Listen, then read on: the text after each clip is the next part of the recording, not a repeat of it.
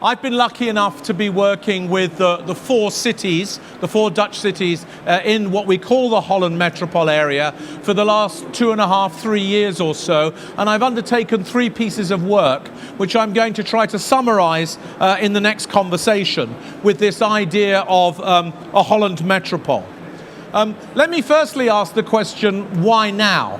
And you'll be very aware when you look at this that this is not the Netherlands, this is Scandinavia. This is the relationship between Oslo, Gothenburg and Copenhagen, which at the moment involves a 7-hour, 47-minute journey time on trains, but will, by 2025, be 2 hours and 20 minutes away from one another, creating effectively a Scandinavian metropolitan area that brings together not just these 3 cities, but also, of course, Malmö and Stockholm, and eventually Hamburg as well. So this idea of cities working together through improved connectivity to become effectively competitive units in the world of cities that Jeremy was describing a few minutes ago is not a unique idea.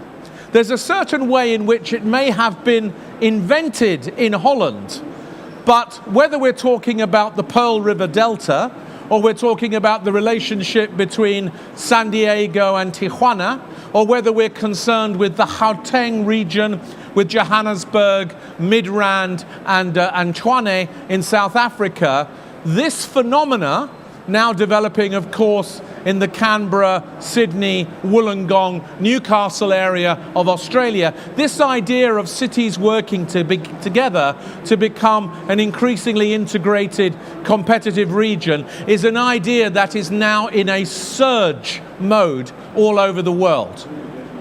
The funny thing is that in the Netherlands, where the underpinning ingredients have been here for a long time, the surge of activity around the connectedness of the cities is a relatively new idea that's renewing itself after many years of being quite quiet.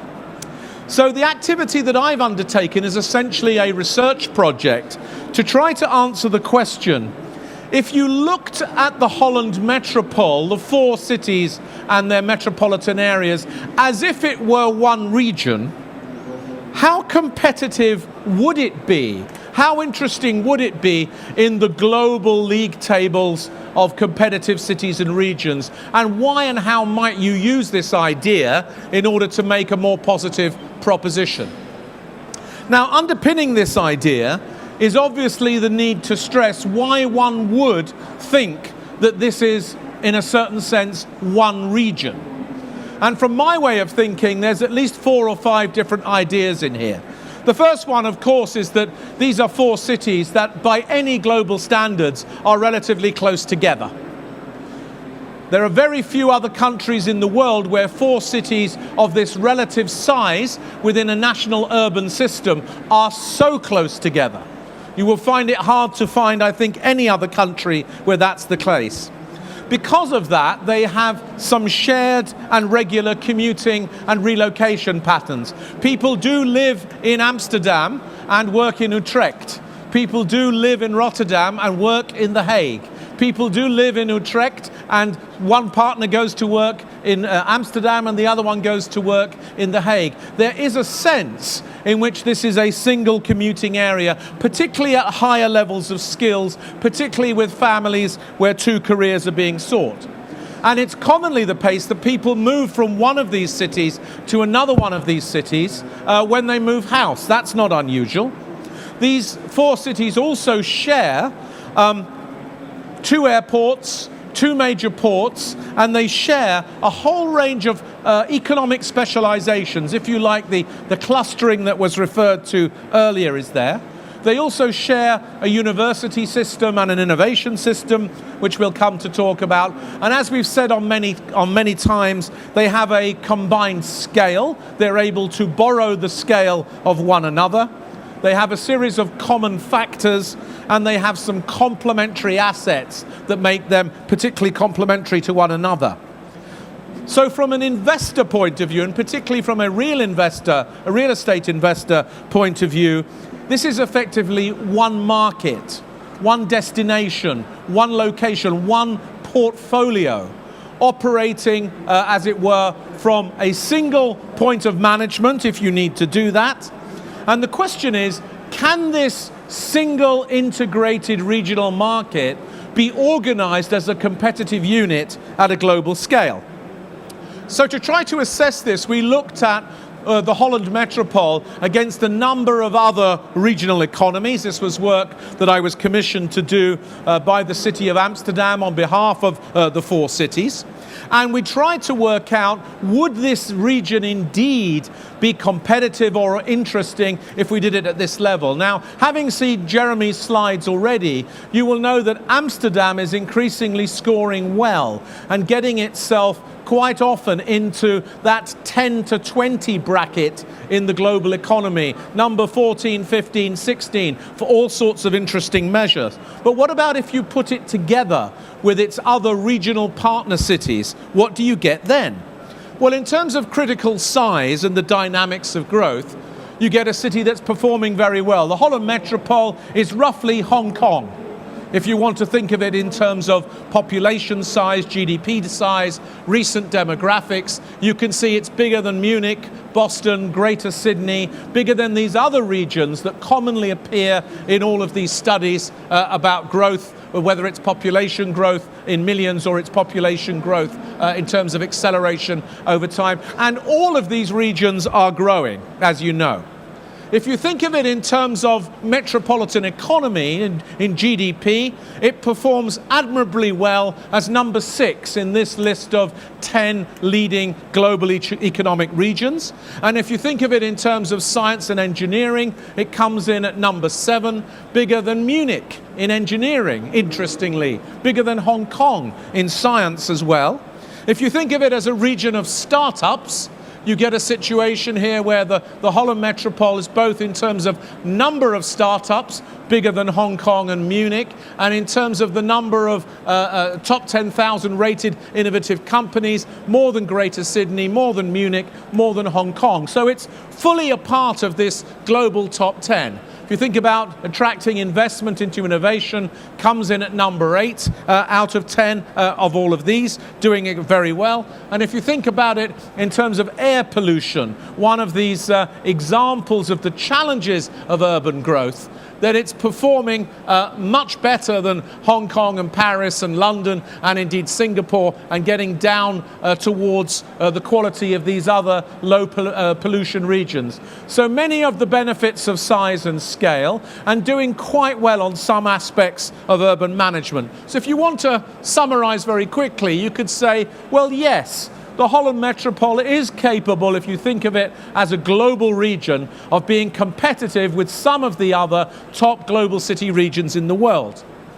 But I think we can say a little bit more than that, because when you look at this region in terms of its global connectivity, its secret weapon, its absolute connectivity per portion of population, it's actually coming third, only behind London and Paris.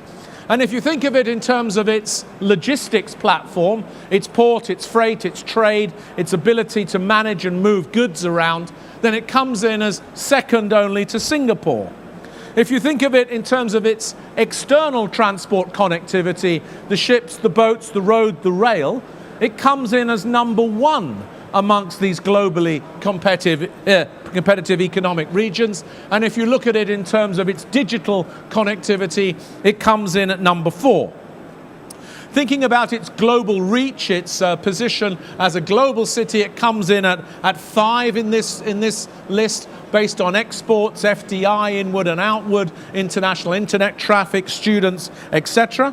And if you think about its role in knowledge creation, it comes in as the 3rd here, only just behind London and Greater Boston in terms of its performance, its university system, its ability to create the knowledge base that can be commercialized in the innovation economy. And then this is further reinforced when we look at university specialization in high technology, when we look at specialization in the arts and humanities, the things that lead to creativity. its attractiveness to talent and its total share of high caliber international students doing spectacularly well, doing increasingly well on its innovation agenda relative to these other cities, doing particularly well on conventions, number one of all of these in terms of conventions and summits, and coming in at number 7 in terms of its visitor economy overall. And then you can add some other interesting dimensions like lifestyle, like affordability relative to the others, where it comes in a very healthy number 2. So what I'm trying to say to you is that if you want to communicate the idea of this global economic region, these 4 cities forming a region together and competing in that way, then this is not just a top 10 region in the world, but it's a region in the world that has some areas of global leadership and some areas where it's a top 3, top 4, top 2, and occasionally absolutely a top 1 performer. So what should we do about that? How should we understand that? Don't bother to read this because it's a very detailed slide. But what this slide basically says is you have all the ingredients of scale, of specialization, of inventiveness, of linkage, particularly the linkage with the One Belt, One Road program coming through Asia, from China and through mid-Asia. And you have some areas of leadership that are enough to think that this region can be successful. And if you think about it as being fit for the future, you can see that it has the connectivity, it has the knowledge, it has a flexible, adaptable, polycentric model. It has affordability, it has the ability to grow, it actually has the ability to accommodate growth with relatively fewer negative consequences from growth than some of the other regions that I've described have. But what does this really mean? It would be very easy, I think, to jump to the wrong conclusion about what I'm saying here. Does it mean that the 4 cities or the 4 metros should give up having their own strategies and policies and brands and stories and somehow adopt a regional story instead? I don't think it does. I don't think that's what I'm proposing at all.